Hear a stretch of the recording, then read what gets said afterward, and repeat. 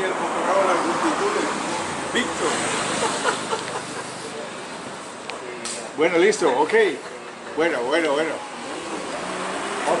ahora. Hola, Víctor.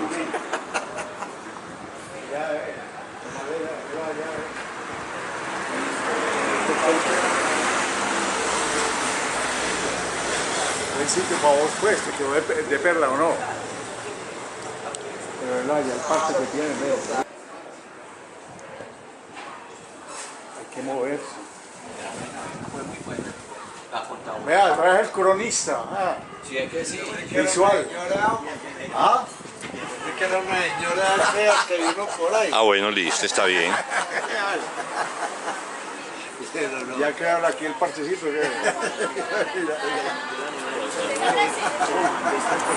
Más querido amigo.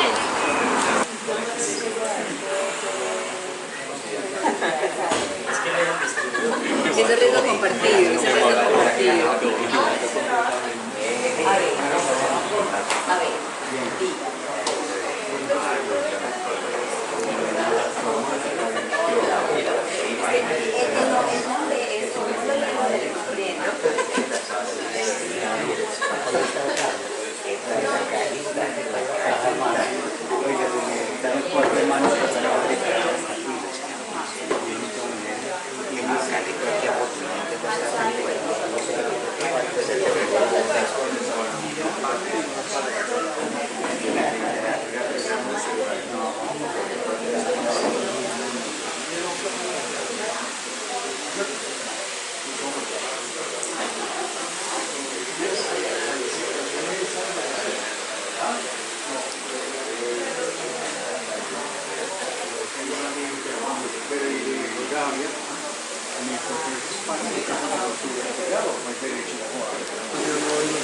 Ah, no, es que es muy grande. Yo leí 3 libros de relatos. Yo había escrito sobre ella hace mucho tiempo.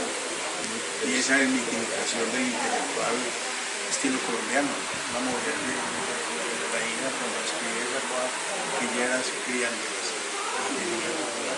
Es una especie de... Lanzar los cuadernos de Saúl.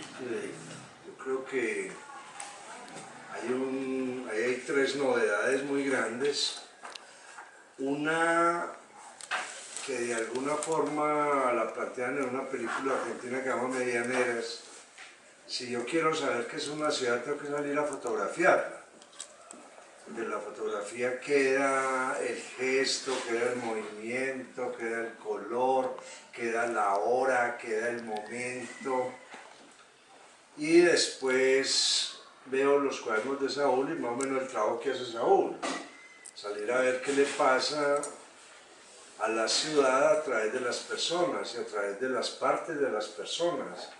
La parte posterior de la cabeza, los zapatos, cuando los encuadres se parten en 2, en fin, todo lo que uno puede mirar, porque nosotros estamos perdiendo los espacios porque no miramos.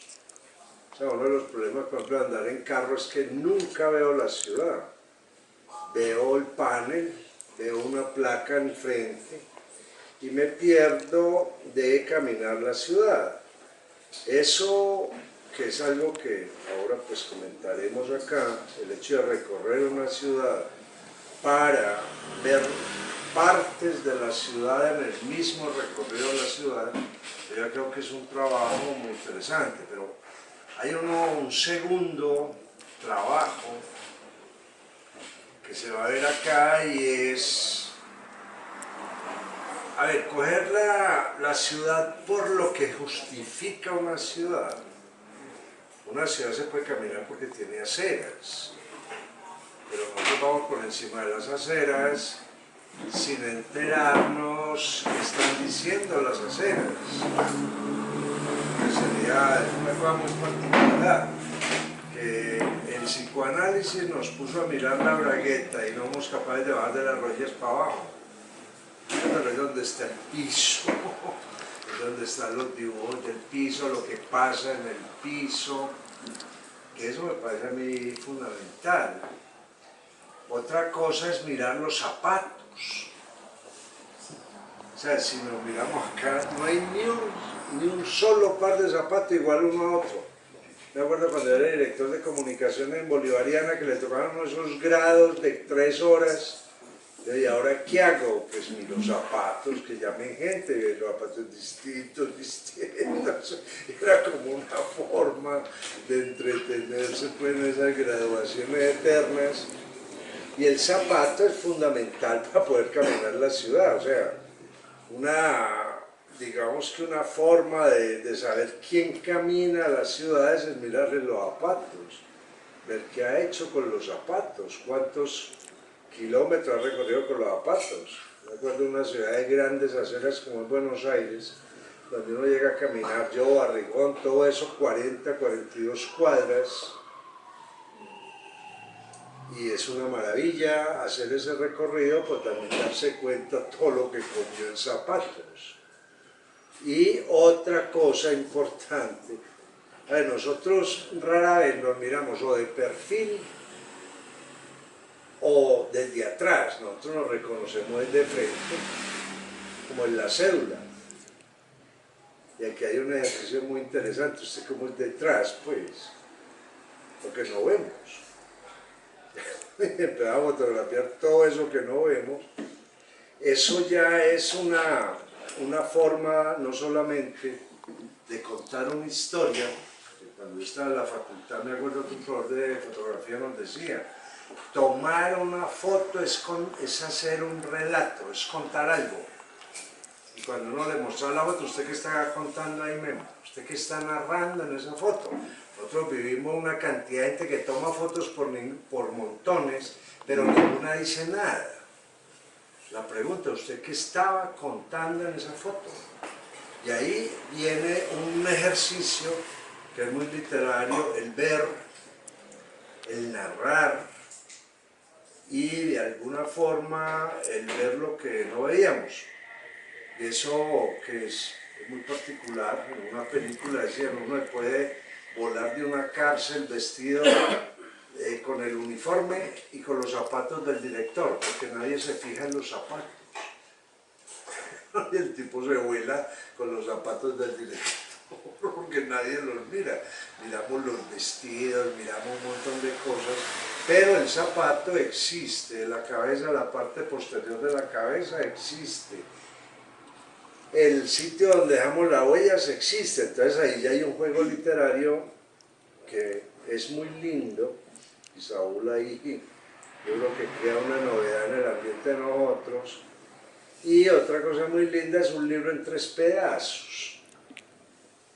Yo tenía un compañero en el colegio que iba leyendo y iba arrancando la página del libro. De esa manera, ¿cierto? Le iban faltando páginas y ya esto hubiera sido fabuloso para él, te lo entregamos en 3 pedazos porque no lo dañes, ¿cierto? Esa parte también es muy linda en el trabajo de Saúl. Y yo creo que lo más interesante pues es que a pesar de que en Medellín ser escritor es lo peor que le puede pagar a cualquiera, ser pintor es lo peor que le puede pagar a cualquiera, está una sociedad de asesinos y negociantes. Obviamente un asesino no tiene tiempo de leer porque no entiende. Que se produzca literatura y que se produzca imagen es ser muy terco. Y cuando uno es terco en Medellín, cuando uno escribe, plantea cosas, es porque uno necesariamente es escritor. O si no, no se le hubiera quitado la escritura hace mucho rato. Hace mucho rato. Y eso es una resistencia.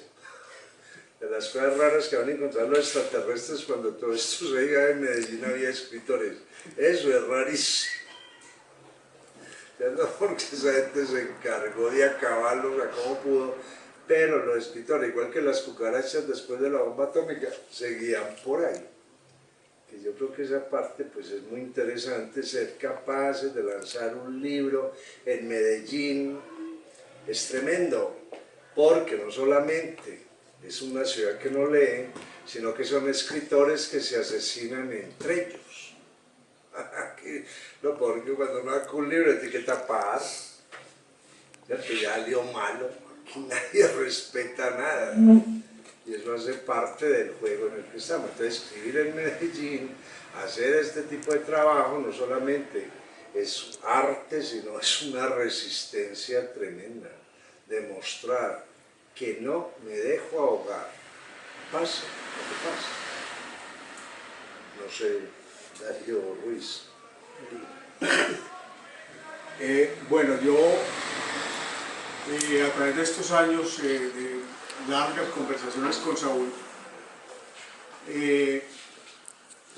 quiero hacer como una especie de referencia a la estética, digamos, a los planteamientos formales que ha hecho siempre Saúl.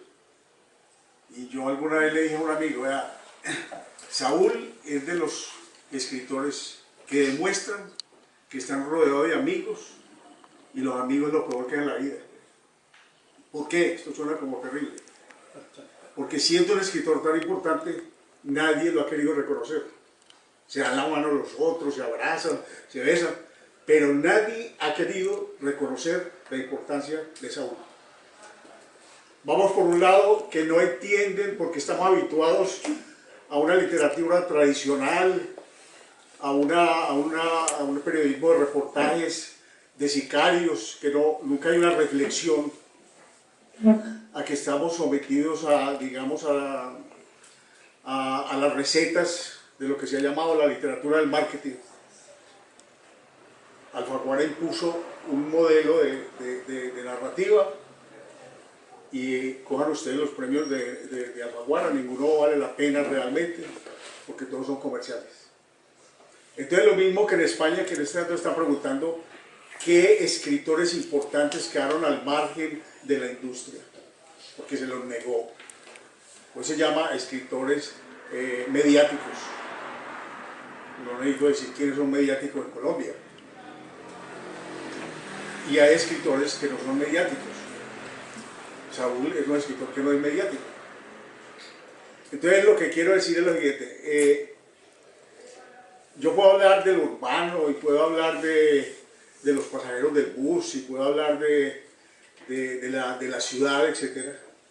Y eso creo que es simplemente el punto de partida que tiene un creador que obedece a una serie, digamos, a una genealogía de la escritura. ¿Cómo se llama este señor, el que murió, el de 100 mesetas, como 1000 mesetas? Deleuze. Decía que había que diferenciar dos cosas. El escribidor, que son los que escriben novelas cada 15 días y las publican. En Francia solamente al año aparecen 600 novelas. Y el escritor. Y el escritor es aquel que tiene o se hace a una escritura.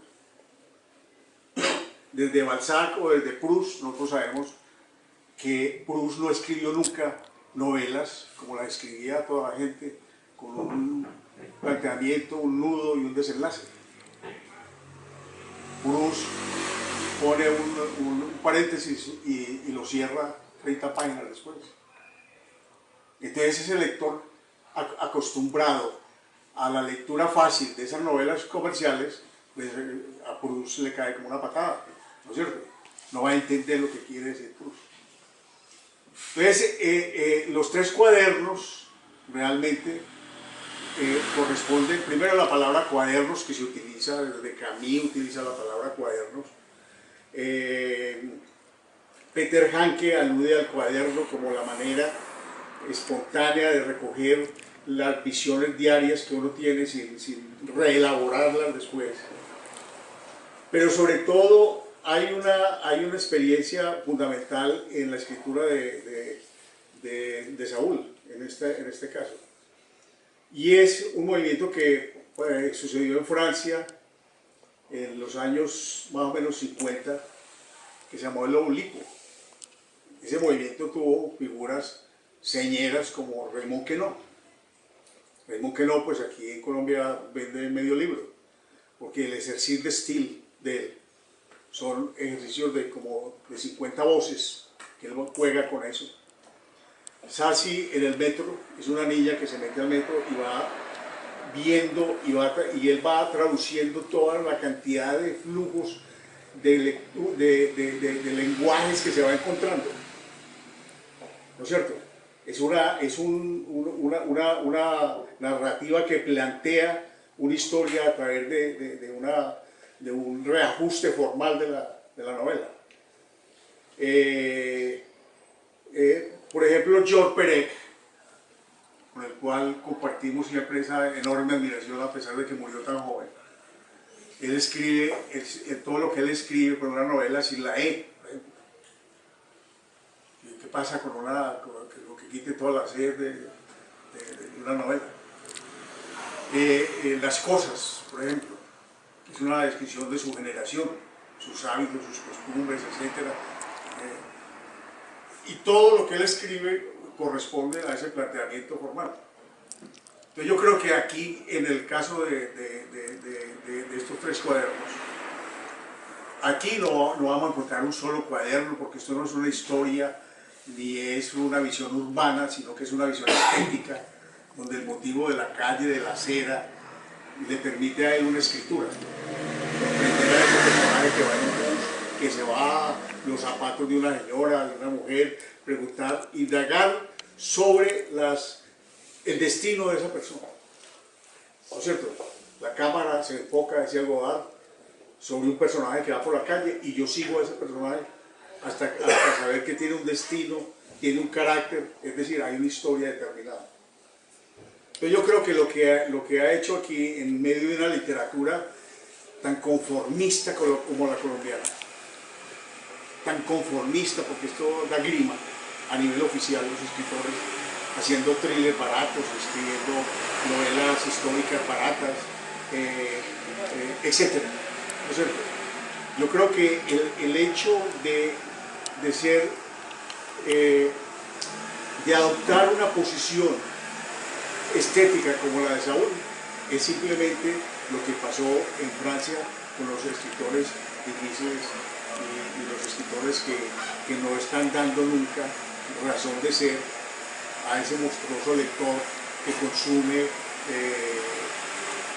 consume el libro de la semana, ¿no es cierto?, la novela recomendada, etc. Yo creo entonces que a mí desde un comienzo me interesó muchísimo. ¿Por qué? Porque la misma pintura, Laurent Macquever, retrató todas las calles de las aceras, las basuras de Nueva York, ¿no es cierto? Tapies lo hizo con las paredes de Barcelona. Potrier buscó toda esa digamos, elementalidad de la materia, etc. Y esta escritura que hay de objetivar las cosas, de objetivar el diario transcurrido, no es ni sociología ni antropología, los famosos antropólogos urbanos, sino que es una escritura donde hay que leer y entender, entregarse a la calidad estética de un escritor que buscó, y lo afirma aquí, en esta experiencia singular, una experiencia única dentro de la monótona, terrible y espantosa literatura oficial colombiana. Yo creo que ahí, ¿no es cierto?, lejos de las multitudes y ante un público exclusivo, en el sentido que escogió precisamente una forma de escritura y una forma de regresar a la verdadera literatura. Leo una historia como para entrar en... ¿Qué quisiste decir con eso? ¿Qué quise decir con eso? Voy a leer una historia del cuaderno número 3 que se titula Signos de ciudad, se llama el cuaderno.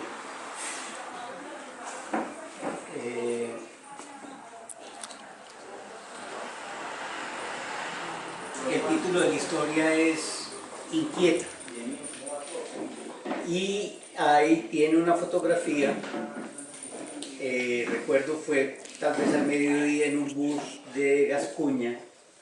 Una señora iba en la silla adelante, en la fila de al lado, pero una silla adelante, y no sé si los zapatos le quedaban grandes o si los zapatos le quedaban chiquitos, pero ella jugaba con los zapatos todo el tiempo.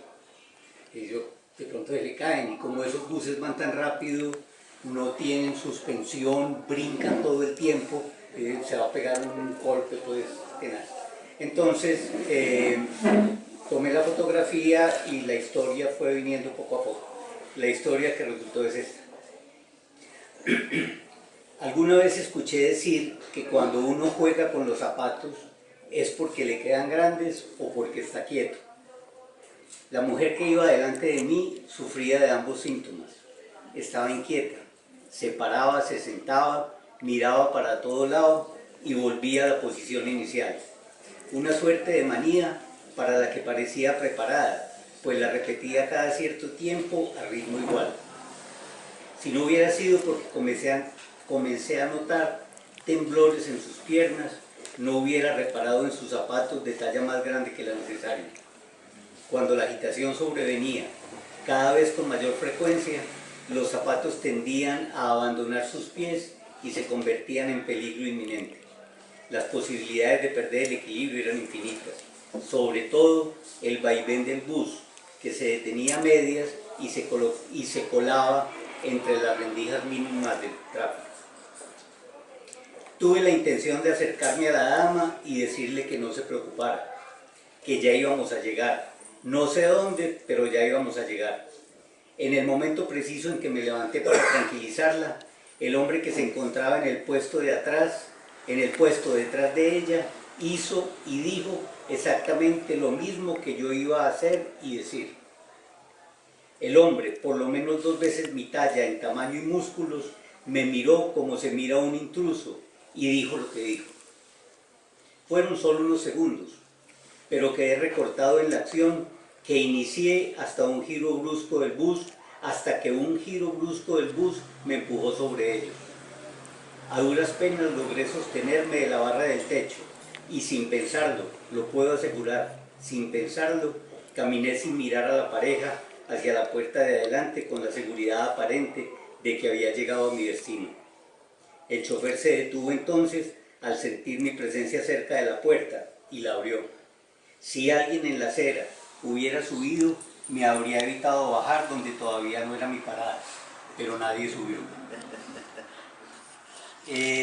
Escribí novelas, escribí cuentos, intenté escribir ficciones y escribí una cantidad de textos que por la naturaleza de lo que venía de otros lugares, pues la necesidad del momento, un blog que actualizo cada 8 días, una idea que se me ocurría o que estaba pues en ese presente, me di cuenta que estaba escribiendo cosas distintas.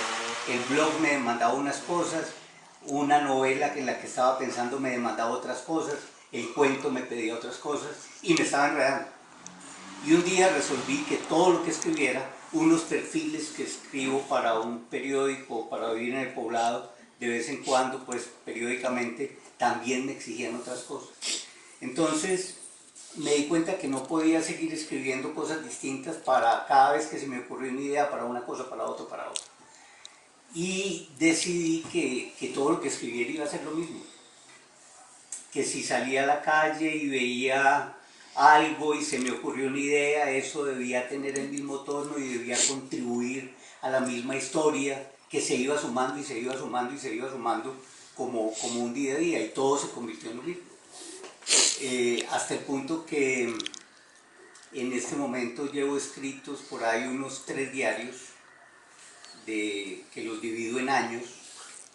Día a día escribo una historia, pues una historia que tiene que ver con el día, puede ser de ficción, puede ser algo que me ocurrió, un cuento o algo así, y voy sumando la información y voy construyendo los diarios. Y de todos esos diarios empiezan a ramificarse y a salir otra cantidad de historias. Entonces siempre estoy en la misma cosa. Y de esa misma cosa, de esa idea de que todo lo que hiciera debía ser lo mismo, no podía tener, digamos, intereses distintos o posiciones distintas frente a uno u otro tema que estuviera escribiendo, sino siempre el mismo. Entonces empezaron a surgir, yo salgo mucho a la calle, camino mucho, monto en bus todos los días, prefiero montar en bus a manejar carro, porque si uno va en un carro, pues uno se acostumbra a un camino, siempre a la misma ruta, siempre ve lo mismo, el mismo semáforo, la misma gente parada, pues siempre es la misma cosa. Y difícilmente podría haber algo distinto. Había un director creativo de una agencia de Nueva York que se llama, o se llamaba, no sé si todavía esté vivo, Joe Gargano, y la agencia se llamaba Gargano Publicidad o algo así, y él era el director creativo de la agencia. Y Gargano decía que la única forma de tener una creatividad fresca, de poder contar historias, porque la publicidad cuenta historias, pues la buena publicidad cuenta historias, de poder contar historias era saliendo a la calle y viéndolas. Yo fue los testigos urbanos, porque una vez caminando por una calle de Envigado vi una figura en el piso y me pareció una cara. Yo no tenía cámara en ese momento, iba con Luz Helena, la mamá de las mellizas, y entonces le dije a Luz Helena que me prestara la cámara y le tomé la foto a la figura que está aquí, se llama Adán, por ser el primero. Le tomé la fotografía y a partir de ahí empecé a encontrar, fue una cosa increíble, empecé a encontrar personajes todo el día, toda hora en las aceras de las calles. Entonces yo caminaba y veía personajes que me funcionaban, personajes, pues texturas que se convertían en personajes, ranuras que eran formas de perfiles, ojos, bocas, todas esas cosas. Y les tomaba fotos. Había ocasiones en las que, para que vean que esos personajes viven, había ocasiones en las que iba por la calle, me resultaba el personaje y no tenía cámara. Entonces intentaba memorizar el lugar en donde estaba el personaje y al día siguiente o a los 2 días, cuando tuviera una cámara, volvía, y me pasó en muchas ocasiones que no lo volví a encontrar. No volví a encontrarme el personaje en donde pensaba que lo había dejado. Ellos estaban ahí y cuando yo pasaba llegó un momento en el que pues como que me llamaba la atención, me decían, ¿qué hubo? Y les tomaba la foto. De esos personajes hay algunos en estos cuadernos, de los tomados pues del piso, de las texturas que deja el piso, y llego a tener unos 80 o 100, digamos, unos 80 o 100 personajes, hasta que llegó un momento en el que ya no hubo más. Pues no sé si se pusieron de acuerdo, no sé si yo empecé a mirar otra cosa, no sé si empecé a montar en bus y a caminar menos, pero ya empecé a ver menos personajes retratados, pues marcados o como sellos en el piso. Entonces, cualquier día por un accidente, todas estas cosas me suceden por accidente, le tomé una foto a una señora, iba yo con el celular se me convirtió en una herramienta fundamental. Yo hoy todo el tiempo estoy así, entonces escribo sobre la gente, hace poco hablaba con Memo de eso, es que sobre la gente que está al lado mío, en el bus o en una cafetería o parados en una esquina, yo estoy escribiendo lo que veo de ellos, si ellos espiando lo que hacen, y me invento historias. Vila Matas dice que los escritores son espías. Los escritores son espías de los otros. Entonces le copié en alguna parte la idea y me convertí en espía. Entonces voy con el celular así, tan escribiendo. El celular tiene una cámara muy buena y todos los celulares tienen cámaras muy buenas. Y un día le tomé una foto a una señora por detrás en el bus y me pareció bacana la foto. Me gustó, era buena, pues después la miré en el computador y entonces se me ocurrió una historia, se me ocurrió pensar cómo sería la cara de esa señora, que yo no se la vi en el momento de tomarle la foto, ni después cuando me bajé del bus probablemente ella se bajó antes que yo no le vi la cara, entonces se me ocurrió pensar cómo sería la cara de esa señora y de pronto la cara nos daría una historia. Esa era una posibilidad. La otra posibilidad era inventarle una historia a esa cabeza. O la otra era dejar que la situación fluyera y que la historia se contara sola, si ella subía, si ella bajaba, si el bus iba lleno, si el bus iba vacío, si hacía calor o no hacía calor, pues todos esos recursos que contribuyen pues como a narrar una historia. Y así se fueron construyendo todas las historias y vinieron los personajes vistos de atrás. Este es el segundo cuaderno, pero también me empezó a suceder lo que me pasó con las cabezas se desaparecieron, no se desaparecieron, yo creo que dijeron ya más, ya es suficiente. Y con las cabezas me pasó que empezaron a volverse repetitivas. En definitiva, todo el mundo no es tan distinto en el occipital, que somos muy parecidos, las colas de caballo. Es decir, encontrar esos detalles que indiquen como una particularidad, una personalidad en el occipital de las personas empecé a tomarle fotos a los pies de las personas, también en la calle, también en el metro, también en buses. Fotos que tienen una variedad muy grande, no son técnicamente hechas. Yo no soy fotógrafo, yo no pienso en la fotografía en términos de diafragma, de luz, de velocidad, de sobreexposición. Yo no pienso en la fotografía en esos términos, yo solo veo la imagen, lo que el ojo me pone ahí, lo que la cámara me pone y disparo y no más. Y a partir de ahí viene la historia. A partir de ahí viene una historia que yo me cuento, pues que yo me echo el cuento de que es la historia y es la historia que escribo. Y de ahí en adelante, pues yo supongo que cada persona se contará la historia que se quiera contar, como pasa frente a todas las imágenes y frente a todos los cuadros. Pues esa es como la historia de los cuadernos. Debo decir que el nombre de Cuadernos se lo puso Ángel Galeano, el editor de los cuadernos de la Fundación Arte y Ciencia. Al principio yo le hablaba a Ángel de las libretas, y Ángel siempre me respondía los cuadernos, hasta que se quedaron los cuadernos, y efectivamente Cuaderno tiene como más sonoridad, tiene un nombre más, es un título como con más espacio. Esa es la historia de los cuadernos de ciudad, que es una visión de la ciudad pues muy personal, una visión son ficciones de la ciudad contadas en la parte del suelo. Mirabas mucho los personajes que aparecían en el suelo, sí. E incluso se reflejan en la libreta, pues el cuaderno, perdón, se refleja el rostro, pues, y está cabeza cuadrada, cabeza de globo, bueno, varios personajes. Después empezaste a levantar la mirada. Sí. Empezaste ya con los accesorios que estaban en el suelo, luego los zapatos y algunas con la parte de atrás. Ajá. ¿Qué tal, por ejemplo, qué pensabas? ¿Qué curiosidad te daba no enfocarte de pronto en el rostro? O sea, ¿por qué enfocarse en lo que no vemos? Como decía nuestro.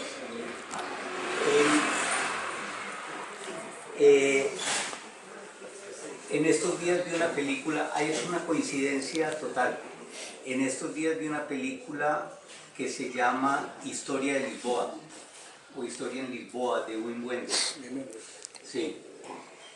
En la que, pues, toda la película narra, es la historia de una película que van a hacer sobre Lisboa. Y el personaje que va a hacer la película no aparece en toda la película, sino hasta el final. Y cuando él dice qué película va a hacer, él dice que va a hacer una película de imágenes que él no ha visto. Y la forma de hacer las imágenes que él no ha visto es que se pone la cámara aquí y filma para atrás. Y después, pues, edita o monta pues la historia, y es una belleza de película acerca de Lisboa, Lisboa es una ciudad preciosa y la ciudad se ve muy bonita. Esa cuestión de trabajar con imágenes que normalmente uno no ve es una historia de suspenso, es un atractivo para mí muy grande, porque realmente nadie se ve por la cabeza, y si se ve por la cabeza, si se ve, perdón, por la parte de atrás de la cabeza, y si se ve la parte de atrás de la cabeza, se ve al revés. Entonces realmente no está viendo lo que los otros ven. Es una aventura. Por eso no tomo retratos ni le tomo fotos a la cara de la gente, porque pues de pronto llegue a eso. Para eso está la cédula. Y para eso está la cédula. De pronto llegué a eso, pero en el momento no, incluso en el momento tenía la idea, tomo fotos de tatuajes, de gente con tatuajes en la calle, de este tipo de marcas y cosas que hace la gente en su cuerpo, porque me parece también una forma pues como de identificación, de identidad, de mostrar cómo es uno y qué es lo que a uno le gusta. Pero ese es un proceso pues que está ese es un trabajo pues que está en proceso. Por eso hacer fotos de imágenes que no hemos visto. Incluso en estos días tomé unas fotos, así me paré, y sí, las tomé para atrás, y esas fotos están en la última marginal.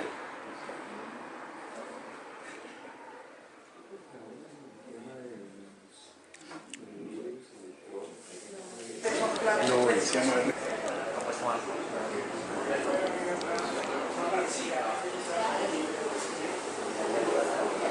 En el mercado no he encontrado un escritor de los Ferrari. No, eso es cierto. Cuando yo no me compro. Ahora, como me llegó el verano, afortunadamente. ¿Sí será? Sí, ojalá. Ojalá.